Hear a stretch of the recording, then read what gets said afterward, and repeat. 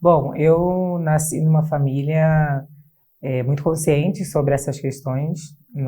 Meu pai era militante, ativista do movimento negro, minha mãe, uma mulher que me iniciou nas religiões afro-brasileiras. Então, desde criança, eu e meus irmãos, a gente tem aí um contato com esses debates. Meu pai sempre muito incisivo em falar sobre essas questões, por isso que eu tenho um nome africano, que ele tirou de um jornal da militância negra chamado Jor Negro.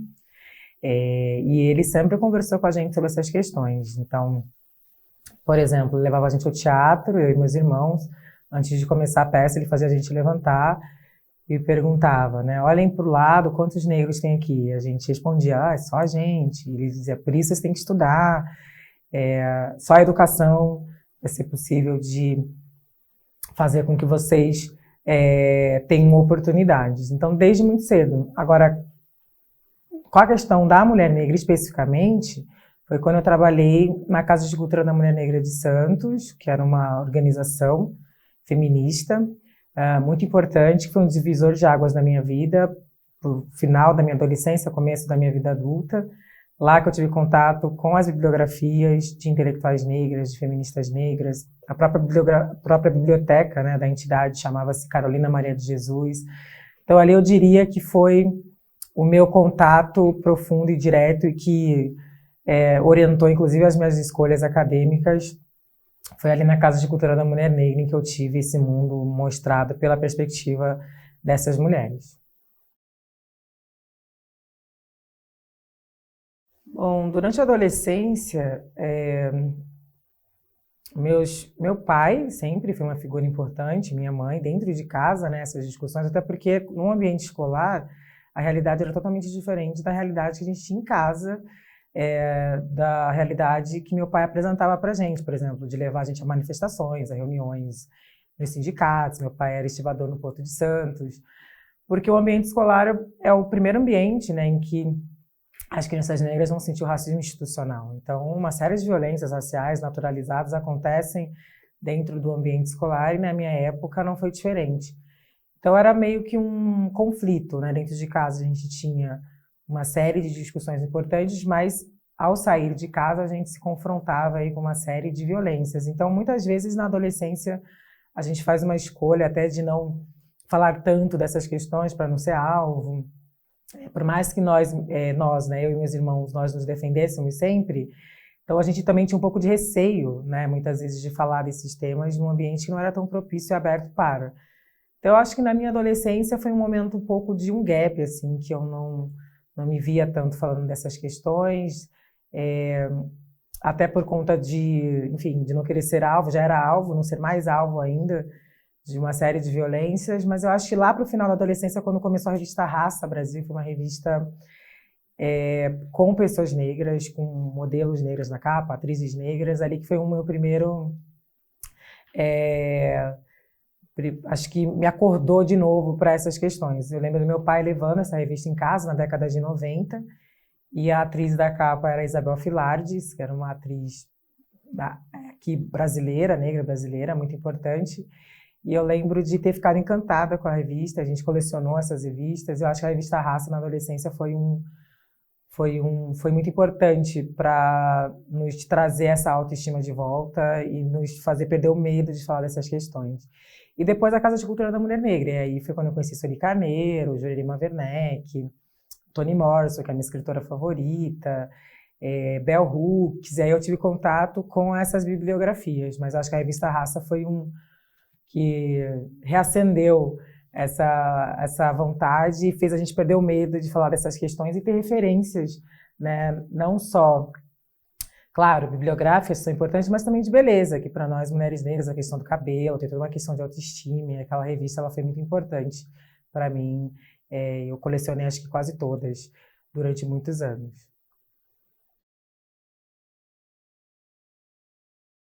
Eu era a única aluna negra da minha turma, eram pouquíssimas mulheres, eram 5 mulheres, e a epistemologia não era diferente, né? O que nos foi apresentado durante meus anos de graduação e também durante o mestrado, o que me foi apresentado foi o pensamento de homens brancos europeus, né? O que Jacques Derrida vai chamar de falologocentrismo. Então foi muito difícil. Claro, eu já era ativista, já tinha toda uma trajetória como ativista, então eu já sabia o que eu queria estudar, o que eu queria fazer. Porque além da Casa de Cultura da Mulher Negra, eu também fui coordenadora de cursinho popular. E quando eu chego na universidade, me deparo com esse cânone masculino branco europeu e fui ali sentindo com o tempo como que eu conseguiria algumas brechas para estudar as autoras que eu queria. Eu estudei o pensamento de Simone de Beauvoir durante a graduação, a filósofa francesa, e eu lembro que quando eu questionei um professor sobre a Simone de Beauvoir, eu falei do meu interesse em querer estudar Simone de Beauvoir, a resposta dele foi quem é Beauvoir, a mulher do Sartre? Então as mulheres sempre vistas como outro, né? Inclusive deu resposta ao próprio pensamento da Beauvoir quando funda a categoria do outro, né? Da mulher ser pensada como outro do homem.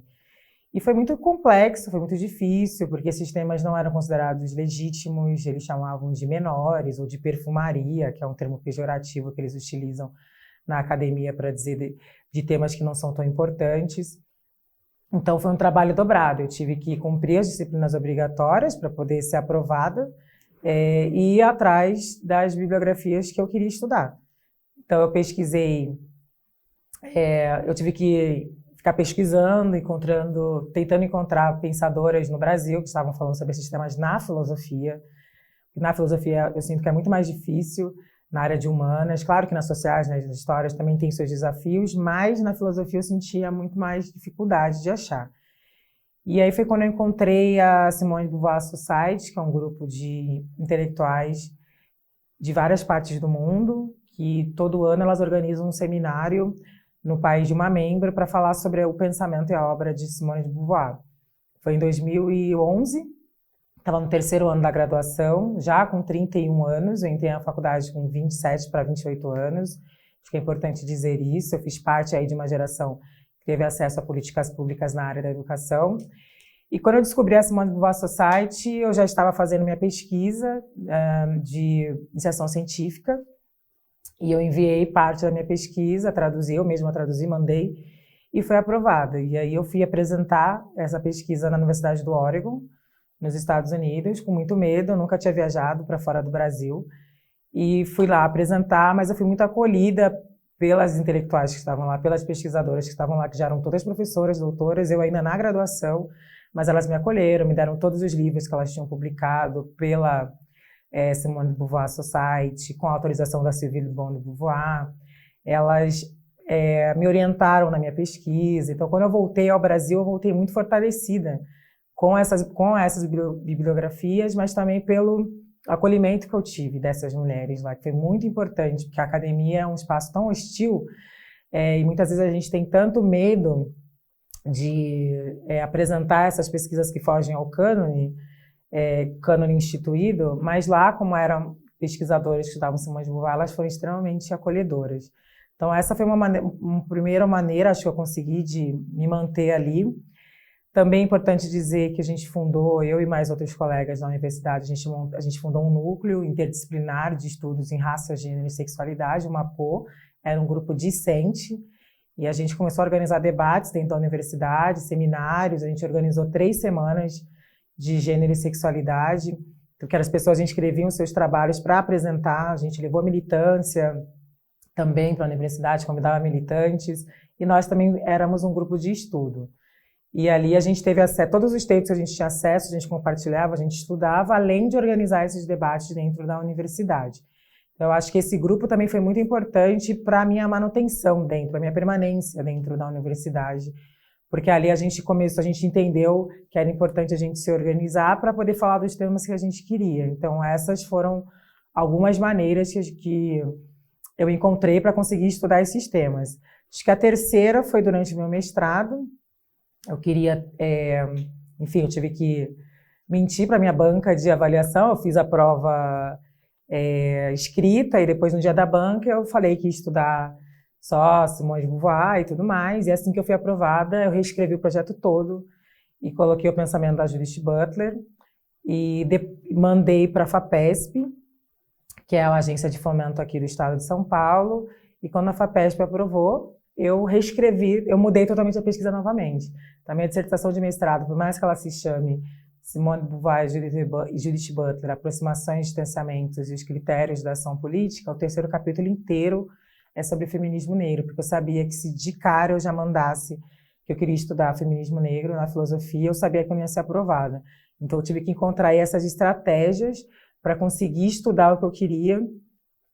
Mas o quão difícil é, eu acho que é importante dizer que é importante não romantizar isso, né? Porque é um trabalho triplo, ainda mais quando a gente é mãe e tem que estudar as disciplinas obrigatórias, fora estudar o que você quer, ir atrás. Participei de muitos congressos, participei de congresso na Argentina, nos Estados Unidos, para poder conseguir dialogar com pesquisadoras que estavam estudando temas parecidos, similares ao meu, mas consegui por conta dessa coletividade toda. Então, acho que essa coletividade, a Simone de Beauvoir Society, o MAPO, orientadores que eu tive, importante falar que eram homens, né? Meu orientador na graduação foi Alexandre Carrasco, no mestrado foi Edson Teles, mas homens que compraram, né, essa briga, vamos assim dizer, e me deram todas as condições para que eu pudesse estudar as autoras que eu queria. Bom, pensar a noção de lugar de fala, né, filosoficamente, foi importante porque no Brasil estávamos falando, as pessoas estavam falando sobre esse tema, mas muitas vezes de maneira esvaziada, o que gerava uma gritaria nas redes sociais, sobretudo, que não gerava reflexão nenhuma. Então, eu também sinto que há um desrespeito, né, quando as epistemologias partem de mulheres negras, há um desrespeito, como se as pessoas pudessem falar sobre elas sem conhecê-las, sem nem conhecer os pressupostos epistemológicos dos quais essas mulheres partiram. Então, existe muito um desrespeito, de maneira geral, e que prova o quão importante é o lugar de fala, né? Porque quando eu escrevi o livro, muitos homens brancos, acadêmicos, escreveram artigos em jornais importantes no Brasil, dizendo que era uma bobagem, por exemplo. A gente sabe que na academia não existe isso de achar nada, ou a gente estuda para contra-argumentar, ou não pode se falar sobre algo que a gente não estudou, né? A gente tem que conhecer, inclusive, o nosso objeto de crítica. Mas eles partiam de falácias, né? Na filosofia a gente entende falácia como supor como dado aquilo que você quer provar, e supunham como dado algo que eles queriam provar, sem o mínimo respeito à pesquisa que foi empenhada ali. O que só mostra que existe um regime de autorização discursiva, né, que privilegia essas vozes. O privilégio social ele gera o privilégio epistêmico, e discutir lugar de fala é discutir poder. Então, justamente por isso que teve tanto incômodo em relação a esse livro. E justamente o que prova a importância dele, né? Porque muitas vezes eles entendiam o lugar de fala como interdito, como se nós quiséssemos impedi-los de falar, ignorando, né, que já existe um interdito posto, né? Porque se na filosofia eu só estudei homens brancos europeus, já nos mostra que existe um interdito ali que está posto. Por que não tem elaborações de mulheres, de pessoas negras e indígenas dentro desse espaço? Então a gente primeiro está refutando esse interdito que já está posto. Então trazer essas vozes, né, essas mulheres, né, como Lélia Gonzalez, Luísa Bairros, Linda Alcoff, Patrícia Hill Collins, Spivak e tantas outras no livro, importante para mostrar que esse conceito já estava sendo estudado já há muito tempo. O que eu fiz foi sistematizar esse conceito e mostrar a importância dele no sentido de desvelar os processos históricos que criam esses lugares sociais. Então, pensar lugares de fala é pensar locus social, né? Os lugares do locus social do qual as mulheres negras partem. Não é o que se fala, é de onde se fala. Mesma coisa, o lugar social da branquitude, da masculinidade, esse lugar social do poder, o lugar de onde se fala. E desnaturalizar esse lugar, né? Esse lugar do privilégio, do poder, ele não é natural e nem providencialmente fixado. Ele foi construído à base de opressão de outros grupos. Então, pensar a noção de lugar de fala pensar a origem social das desigualdades que criam esses lugares sociais que impedem que determinados grupos tenham as mesmas oportunidades de acesso, de voz. E quando eu digo voz, é no sentido de existir, né, de fala. Então, é um tema muito importante no Brasil, que ainda gera, né, um certo incômodo, e claro que ia gerar, porque a gente está discutindo o poder, mas, sobretudo, trazer essas vozes dessas mulheres que já estavam falando para sistematizar um conceito importante, fundamental, mas, sobretudo, filosoficamente, discutir essa noção de maneira filosófica para questionar e refutar esse sujeito que se pensa, né, universal, mas que também é marcado geograficamente, racialmente, é marcado por gênero. Então, o homem branco acabou sendo, né, esse paradigma moral, político e epistemológico. Então, é refutar também essa suposta universalidade e marcar também esse lugar de onde esses sujeitos falam. Bom, como eu disse, né, quem tem o privilégio social tem o privilégio epistêmico, e a teoria feminista hegemônica, né, o feminismo hegemônico, universalizou a categoria mulher, né? Então, quando a gente universaliza essa categoria mulher, dizendo somos todas mulheres, sem levar em consideração que mulheres partem de pontos diferentes, repete-se a lógica, né, das teorias masculinistas, né? Claro, nasce, a teoria feminista é importante, porque refuta, né, essa visão masculinista, mas acaba também universalizando a mulher, a categoria mulher pela branquitude, né? Acaba reproduzindo essa lógica. Então, essa tentação de universalidade, ela é muito perigosa porque ela invisibiliza uma série de realidades de outras mulheres, de mulheres que são atravessadas por outras identidades. Então, o feminismo hegemônico acabou reproduzindo essa lógica, e é uma lógica muito danosa porque ela acaba não refletindo a multiplicidade das mulheres, né? Então, se existem mulheres atravessadas por identidades, né, como orientação sexual, raça, como universalizar pensando somente num tipo de mulher? Então, isso é reproduzir o discurso do poder de eleger quais sujeitos serão representados. A própria história, né, do feminismo ser dividida, né, em primeira onda, segunda onda, terceira onda, muitas feministas, né, como a Claire Hames, contando histórias feministas, vai criticar, e as próprias feministas negras vão criticar, porque quando se colocam nessas ondas, fixando características e certas vozes nessas ondas como mais importantes, se deixa de fora aquelas que sequer foram vistas como importantes nessa determinada onda. Então, um exemplo, segundo, né, essa história hegemônica do feminismo, na terceira onda que vai começar a discutir ou fazer a crítica à universalização da categoria mulher e elegem a Judith Butler como um dos nomes importantes, né, que vai falar dessa universalização da categoria mulher. Quando, na verdade, desde a primeira onda já existiam mulheres negras questionando. Por mais que a gente não entenda a Sojourner Truth, né, como feminista na acepção do termo, em 1841, ela fez aquele discurso importante, né, eu não sou uma mulher, que ela já estava questionando aquelas mulheres na Convenção dos Direitos da Mulher em Ohio, que não estavam levando em consideração a realidade das mulheres negras, né? Então, quando ela diz eu não sou uma mulher, partindo da realidade das mulheres brancas e confrontando com a dela e não se vendo contemplada ali, ela já está trazendo para a gente que tinha alguma coisa errada. Então, essa insistência em não fazer essa discussão é uma insistência porque se mantém poder, de manutenção de poder de determinadas mulheres, de determinada etnia e classe social, em vez de se entender que, para nós, feministas negras, não existe hierarquia de opressão no sentido de que a gente não pode escolher quais opressões são mais importantes, porque elas agem de maneira conjunta e indissociável e estruturam a sociedade. Então, o feminismo negro é importante nesse sentido, não só de refutar esse feminismo hegemônico, mas também, ao pensar a interseccionalidade, a intersecção das opressões estruturais, de como elas agem, desses entrecruzamentos, de dar luz às nossas experiências, de dar luz às nossas teorias, mas também da importância de nomear, né? Porque quando a gente não nomeia, a gente compactua com o apagamento aí de uma série de realidades, uma série de locos sociais que não são contemplados e que, na nossa perspectiva, não dá para pensar um movimento feminista sem pensar essas várias possibilidades de ser mulher. Bom, essa questão de matar o opressor em nós, acho que tem uma relação com a pergunta anterior, né? Porque qual é o tipo de sociedade que a gente quer? Essa é a pergunta que a gente tem que fazer, né? Porque pensar feminismos negros é pensar projetos democráticos, ou como dizia a Lélia Gonzalez, é pensar modelos alternativos de sociedade. E não só pensar naquelas identidades, naquelas questões que nos diz respeito. Então, se a gente não tem movimentos sociais que pensam nessa pluralidade desses sujeitos são atravessados por diversas identidades, a gente acaba legitimando as estruturas de poder.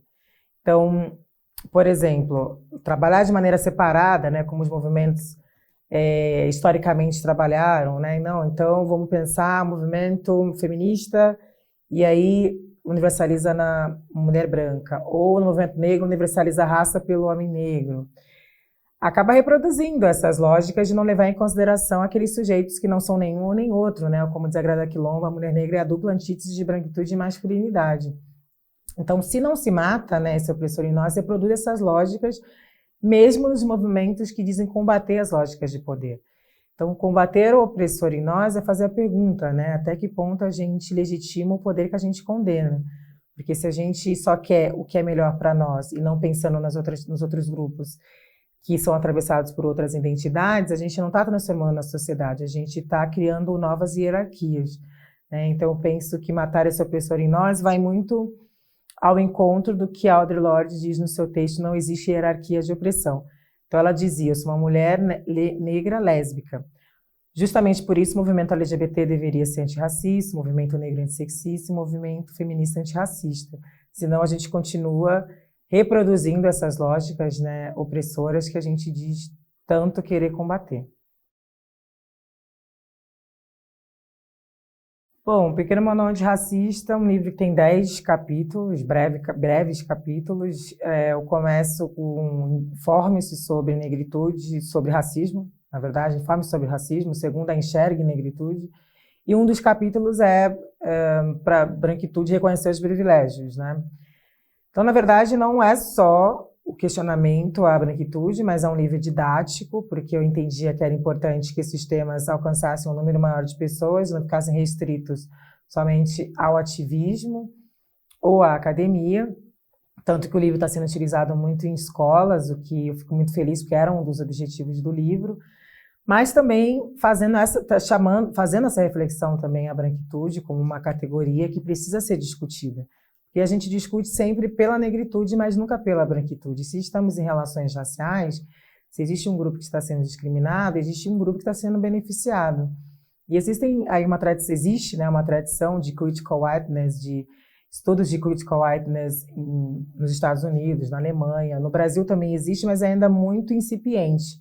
E é importante essa discussão, como vai dizer Grada Quilombo, de pensar a branquitude como metáfora do poder, né, de entender o que significa pertencer a esse grupo social. Então, sim, é um livro que traz essa reflexão, mas também chama a ação, né? Não é, como disse Angela Davis, né, que não basta não ser racista, é necessário ser antirracista, ela nos convoca à ação.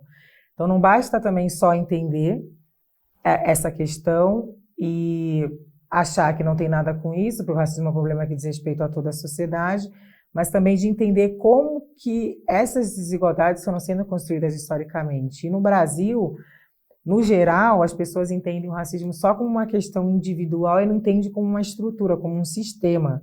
Então, fundamental que as pessoas conheçam a origem social das desigualdades, a construção social do racismo, para que essa construção intelectual possa orientar a prática delas. Então, sim, também é uma maneira de chamar a branquitude à responsabilidade, não somente, mas também. Bom, para as feministas negras, né, a discussão de classe ela é fundamental, assim como de raça e de gênero, né? Diferentemente do que as pessoas pensam, que as feministas negras não discutem classe, né, erroneamente, o que a gente está dizendo é que a gente não discute classe isoladamente, a gente discute a intersecção, né, com raça e gênero. Então, essa discussão ela é fundamental, né, porque não tem como no Brasil pensar o capitalismo sem pensar a questão racial. Um país que teve mais de 3 séculos de escravidão negra, em que as pessoas negras eram mercadorias, tratadas como mercadorias, construindo as riquezas desse país sem ter acesso a essas riquezas. Então, pensar a questão de raça e classe é fundamental, né? A gente vai pensar por que no Brasil as mulheres negras são as que mais sentem o peso dos impostos proporcionalmente. Então, por conta dessa intersecção, por que elas são a base da pirâmide social, por que para nós não dá para ser feminista e apoiar projetos, governos autoritários, né? Que são governos que defendem o desmonte de políticas públicas.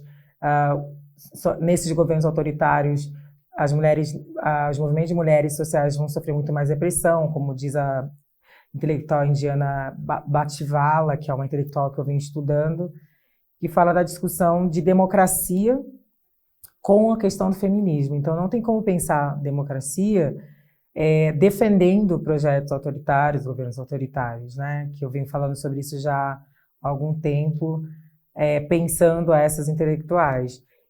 E que vem muito de acordo com o que as feministas negras vêm dizendo, né? Porque elas estão pensando projetos democráticos. Então, não tem como pensar projetos democráticos sem pensar o enfrentamento ao racismo, ao capitalismo, ao sexismo, mas pensando isso de forma interligada, da mesma forma que a gente também vê esses projetos de neocolonização da própria Europa no Brasil, da exploração, de como que os países europeus, as ditas grandes potências, ainda enxergam o Brasil como uma colônia de exploração, a sua responsabilidade nisso, e são muitas vezes esses países que depois vão pensar soluções, vão discutir saídas para os males que eles vêm causando historicamente também. Então, discutir o neocolonialismo também é discutir o neoliberalismo, né? Essas novas, como que esses sistemas eles vão se atualizando. Então, para nós é fundamental, porque é a população negra que mais depende do sistema público de saúde, que mais vive, né, nas periferias, com moradias irregulares. Então, não tem como para a gente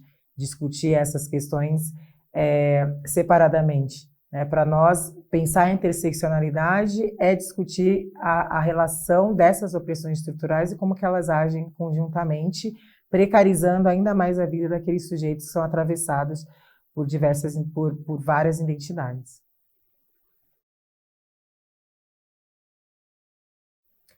Bom, o assassinato de Marielle Franco foi um assassinato brutal que chocou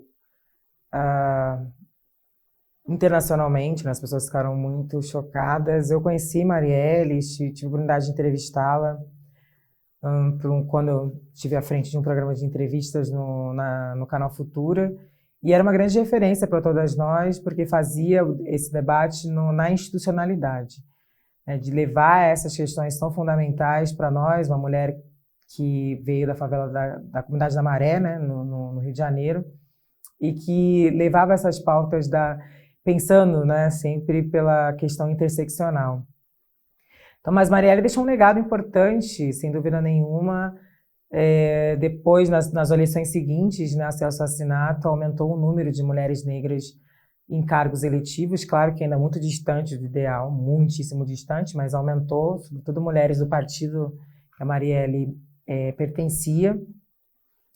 E só mostrou o quanto que para as mulheres negras no Brasil nunca há um ambiente seguro, mesmo ela sendo uma vereadora, uma autoridade municipal, a forma como ela foi assassinada, a falta de segurança também para Marielle, porque uma mulher como ela, que lidava com os temas que ela lidava, não tinha segurança. Isso tem que ser um questionamento que deve ser feito às instituições responsáveis. E a gente vê o modo como ela foi, né, tratada, mesmo sendo uma autoridade. E essa é uma realidade, infelizmente, no Brasil. A gente tem dados altíssimos, né, de mortalidade materna de mulheres negras, por volta de 63% de mulheres negras morrem vítimas de mortalidade materna. Pelo fato do aborto ser criminalizado, significa que morrem no Brasil por volta de 200 mil mulheres ao ano. A maioria dessas mulheres são negras e pobres. A própria questão da violência do Estado em relação às mulheres negras, né, que vem muito no campo da saúde, em relação aos homens negros, vem pela repressão policial, um país que a cada 23 minutos um jovem negro é assassinado, e a gente não pode esquecer que são mães enterrando seus filhos também. É necessário aumentar o espectro do que a gente entende de violência contra a mulher, porque são essas mulheres enterrando seus filhos dessa maneira tão violenta. É importante dizer, quando a gente diz genocídio da população negra, dizer que são homens negros, mas mulheres negras também que estão morrendo, vítimas do Estado brasileiro, vítimas do Estado brasileiro. E isso precisa ser dito, né? Até o Brasil é o país quinto do mundo em feminicídio, assassinatos de mulheres, quarto país em casamento infantil. Então, aí tem ciclos de exclusão se perpetuando, de violências contra meninas, e essas meninas, na sua maioria, são negras, né? Dados da Unicef mostram que a maioria das meninas violentadas são meninas negras no Brasil. Então, é desde pequena, né? Então, a gente precisa entender essas violências que acometem as meninas e as mulheres E que muitas vezes as pessoas também não estão entendendo isso num aspecto maior, quando diz genocídio da população negra. E é preciso ser dito que as mulheres negras no Brasil também são vítimas do Estado brasileiro e estão sendo assassinadas de diversas formas, infelizmente. Mulheres assassinadas que deixam seus filhos órfãos. É fundamental falar dos órfãos do feminicídio e de quanto que é importante pensar esse enfrentamento à violência contra a mulher de maneira mais ampliada. E no momento, infelizmente, sob o governo Bolsonaro, é necessário dizer que não há orçamento mais para políticas de enfrentamento à violência contra a mulher. Isso significa que é um governo que autoriza, né, o assassinato de mulheres, sobretudo negras. Bom, o conceito de americanidade, na verdade, foi pensado pela Lélia Gonzalez, né, que é uma importante intelectual, feminista negra brasileira, pautando aí um feminismo afro-latino-americano e pensando essa luta transnacional, né? Lélia Gonzalez está falando de luta transnacional na década de 80 e 90, entendendo a importância da gente olhar para as nossas realidades aqui de povos das Américas, que por mais que tenham as suas diferenças, têm as suas similaridades. Porque no Brasil, o que acontece? Geralmente se olha para os Estados Unidos ou para a Europa. Claro que o feminismo negro estadunidense é importantíssimo para nós, traz aí uma série de conceitos e de instrumentais que são fundamentais para a gente pensar as nossas condições como mulheres negras do sul do mundo. Porém, mesmo no Brasil, a gente acaba não estudando essas intelectuais como elas deveriam e acabamos sempre legitimando as vozes das mulheres que vêm do norte global. Então, a Lélia Gonzalez já trazia essa importância, né, da gente pensar a africanidade, pensar um feminismo afro-latino-americano, trazer essas nossas relações, essa luta transnacional como fundamental. E mesmo no Brasil é um tanto complexo isso, porque nós falamos o português brasileiro aqui no Brasil, né? A gente fala, esse idioma é único, nem o português de Portugal é o português brasileiro, tem as suas diferenças. E os nossos vizinhos, né, na América do Sul, na América Latina, falam espanhol, né? Então a gente tem até uma dificuldade de diálogo muitas vezes, mesmo estando geograficamente, né, no mesmo continente, no continente América do Sul. Então, mas mesmo assim no Brasil você vai encontrar com mais facilidade pessoas que falam às vezes inglês do que espanhol. Então essa importância ela é fundamental, né? Pensar outras geografias da razão, pensar as elaborações críticas do sul do mundo. Então isso é fundamental. A Lélia Gonzalez é pioneira, né, em falar sobre isso, em pensar, né, esse conceito de americanidade. Eu tenho algumas ligações na França, porque meus 3 livros foram traduzidos para o francês, já fiz lá 2 turnês de divulgação dos meus livros por diversas cidades na França e também na Bélgica, em Bruxelas. Tenho ali alguma ligação com alguns movimentos, o que é importante ampliar esse diálogo, é importante se dizer quanto isso é raro no Brasil, de intelectuais negras exportar o seu pensamento. Geralmente a gente só pega o que é de fora, ou dos livros que são traduzidos no Brasil, geralmente são ficção, né? E eu sou uma escritora de não ficção, né? Pensando aí dentro da área da filosofia, da sociologia, e ter os livros traduzidos para a França, por exemplo, para a Itália, para a Espanha, é algo novo, não é novo, é algo raro, na verdade, no Brasil, partindo de mulheres que vêm do lugar social que eu venho. Então, claro, a gente tem interesse em dialogar com mulheres e com pessoas de várias partes do mundo. No Reino Unido, eu estive no King's College em 2017, participando de um congresso a convite do departamento do Law School, do King's College, que eu acho que é importante dialogar. Tenho algumas companheiras no Reino Unido que eu conheço e fiz já algumas pontes, mas sem dúvida nenhuma a gente tem interesse em dialogar, mas sobretudo também a Europa entendendo a importância da tradução também das nossas produções.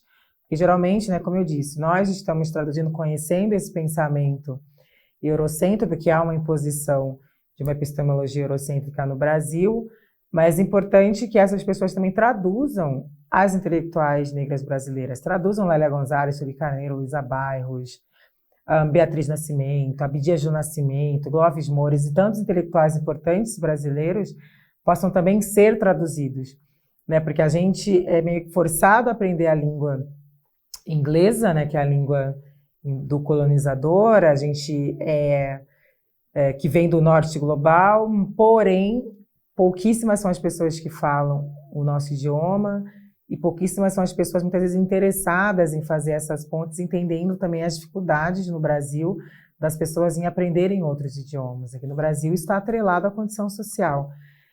Eu falo inglês, tive a oportunidade de estudar inglês, mas sabendo que sou uma exceção.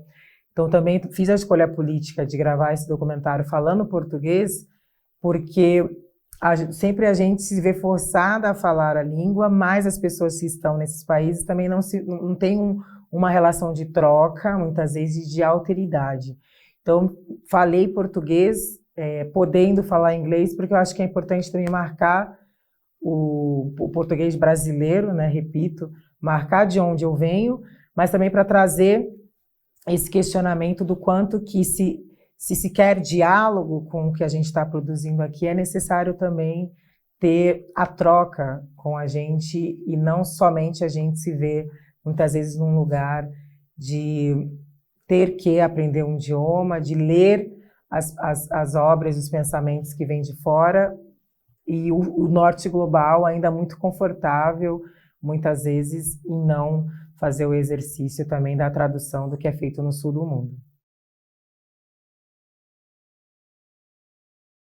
Bom, essa crítica à esquerda no Brasil é uma crítica antiga nos movimentos negros, né? Porque ainda, por mais que nos entendamos como de esquerda, é necessário que a esquerda institucional faça autocrítica, de fato, por não levar em consideração como fundamental, muitas vezes, o debate racial, nos seus próprios partidos, né, nas executivas dos partidos, a gente olhar ali, reproduz a hegemonia, a supremacia branca e masculina dentro desses espaços.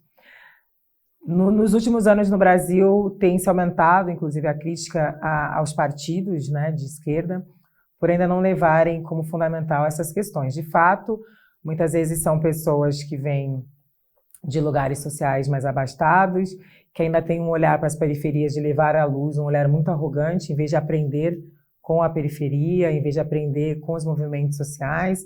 Então, por mais que nos entendamos de esquerda, é necessário radicalizar esse pensamento, e as feministas negras trazem isso como fundamental, justamente por isso que são muito criticadas muitas vezes por pessoas que vêm desses lugares, porque ainda resistem em entender certos debates como fundamentais.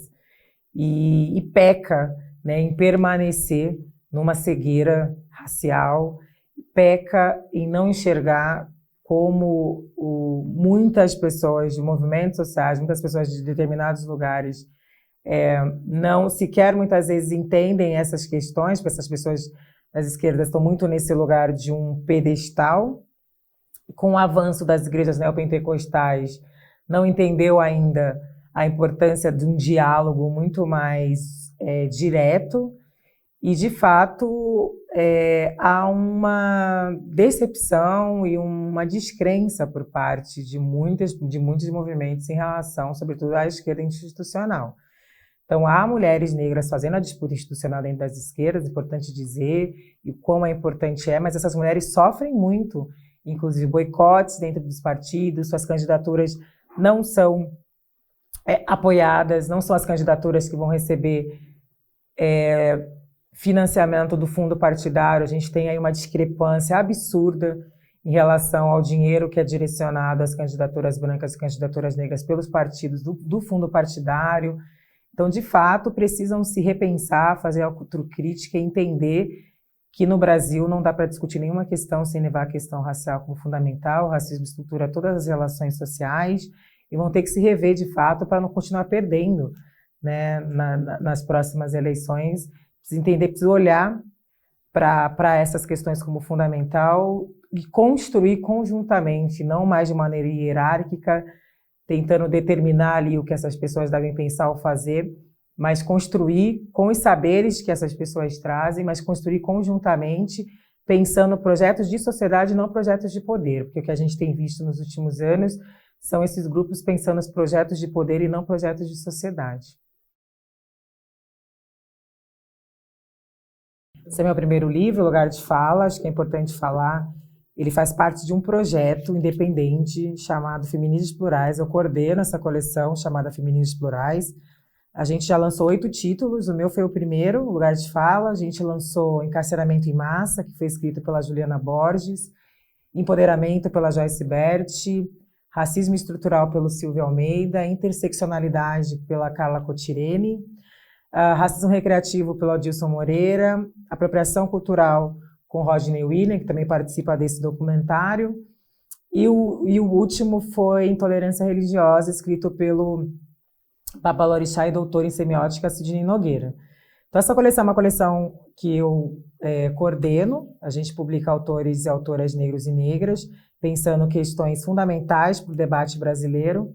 São livros que têm uma linguagem didática acessível, né? Não entendendo didático como palatável, muito pelo contrário, mas também os preços são acessíveis. A gente começou com R$19,90, né? Esses livros custando R$19,90, porque a gente queria contribuir para a democratização, né, do conhecimento, para que as pessoas tivessem acesso a leituras rigorosas, que a gente não perde o rigor científico mesmo sendo acessíveis, mas tivessem acesso a bibliografias, né, de pessoas negras. É meio que minha maneira de me vingar, entre aspas, de tudo que eu tive que passar na minha vida acadêmica, proporcionar de maneira acessível esses debates. E, felizmente, apesar de a gente não ter nenhum apoio institucional, de sermos um projeto independente, é um projeto de sucesso. A gente tem vendido bastante livros, tem chegado nas diversas periferias. Eu mesma estive nas 5 regiões brasileiras. Só em 2019 eu fiz mais de 170 eventos, dialogando com as pessoas. Com apoio de algumas marcas, de algumas empresas, conseguimos doar já mais de 20 mil livros para bibliotecas públicas, escolas públicas, bibliotecas de presídios, porque o nosso objetivo, de fato, é romper com essa visão de que esses debates só são para algumas pessoas, romper com essa visão elitista do conhecimento, e felizmente tem dado certo, apesar de todas as dificuldades que a gente passa numa sociedade como a nossa, das pessoas não entenderem muitas vezes a importância do apoio a projetos como esse. Infelizmente, nos últimos dias, pessoas distribuindo muitos PDFs dessa coleção. Claro que a gente entende que muitas pessoas não têm condição de comprar, o debate não é esse, mas o debate já é um projeto independente que hackeia, né, o mercado editorial ao trazer esses temas de forma tão acessível, publicando autores negros. Então, a importância de apoiar projetos como esse para que eles possam continuar. E é um marco no mercado editorial brasileiro. No momento que o mercado editorial está em crise, a coleção Feminismos Plurais já vendeu aí mais de 100 mil livros, contabilizando todos os autores. E vamos lançar o 9º título ainda esse ano, que vai se chamar Colorismo, para discutir esse tema que é tão fundamental. E é uma parceria entre o selo Sueli Carneiro, que eu coordeno. O Sueli Carneiro é uma importante intelectual brasileira, e a editora Pollen, que é a nossa editora parceira. Então, acho que é importante falar desse marco, né, que é a coleção Feminismos Plurais, que quando a gente fala de crise do mercado editorial, talvez a crise fosse a crise do sujeito, né, das pessoas cansadas sempre dos mesmos sujeitos sendo publicados, e nós aqui publicando trabalhos tão fundamentais. E pelo selo Sueli Carneiro, nós publicamos um livro da Sueli Carneiro, chamado Sueli Carneiro Escritos de uma Vida, que reúne aí todos os artigos que ela publicou, todos não, né, importantes artigos que ela publicou ao longo da vida. E também publicamos um livro chamado Opa e Prezada, que é a dissertação de mestrado da Carla Cotirene, que é autora de Interseccionalidade. Então, pela coleção Feminismos Plurais foram 8 livros, e pelo selo Sueli Carneiro 2 livros, e pelo selo vamos lançar ainda um livro chamado Mulheres Quilombolas, que foi escrito a várias mãos por várias mulheres quilombolas de diversas comunidades quilombolas do Brasil. Então é importante falar desse projeto que eu coordeno, independente, de valorização das epistemologias negras, e que vem causando um barulho muito interessante aqui no Brasil. E é um projeto, né, coletivo. Então eu sou uma autora que publica, né, outros autores. Já esses dois, né, o Quem Tem Medo do Feminismo Negro eu publiquei em 2018, o Pequeno Manual Antirracista eu publiquei em 2019, pela Companhia das Letras, né, que é uma maior editora aqui do Brasil, que está da América Latina. E são livros que também trazendo essas questões, né, do feminismo negro, e o Pequeno Manual trazendo esses debates de forma mais também didática e acessível. O Pequeno Manual está pela 3ª semana consecutiva como o livro mais vendido do Brasil. Interessante dizer que esses 3 livros, né, em junho, na Semana dos Mais Vendidos, entraram os 3 na lista dos mais vendidos. O Pequeno Manual em primeiro, o Quem Tem Mira do Feminismo Negro em quinto e o Lugar de Fala em 10º. Né, o que é algo raro, vindo de uma escritora negra, conseguir emplacar os 3 livros dela na lista de mais vendidos no Brasil, mostrando aí que alguma mudança, né, apesar de toda essa estrutura, de tudo que eu disse na entrevista, alguma mudança talvez esteja acontecendo no Brasil, e acho que é importante dizer o quanto isso é um marco histórico, tendo aí o nosso histórico que a gente tem, né? Mas é importante também celebrar as nossas conquistas e dizer que são 3 livros, né, best-seller no Brasil, tratando de temas sem medo, né, falando politicamente. Eu fiz a escolha política de falar desses temas, desde o título, né? Então ninguém está ali enganado sobre os temas que eu escolhi falar, mas acho que é importante dizer e nomear o quanto é histórico que isso tenha acontecido no Brasil, tendo em vista toda a nossa história.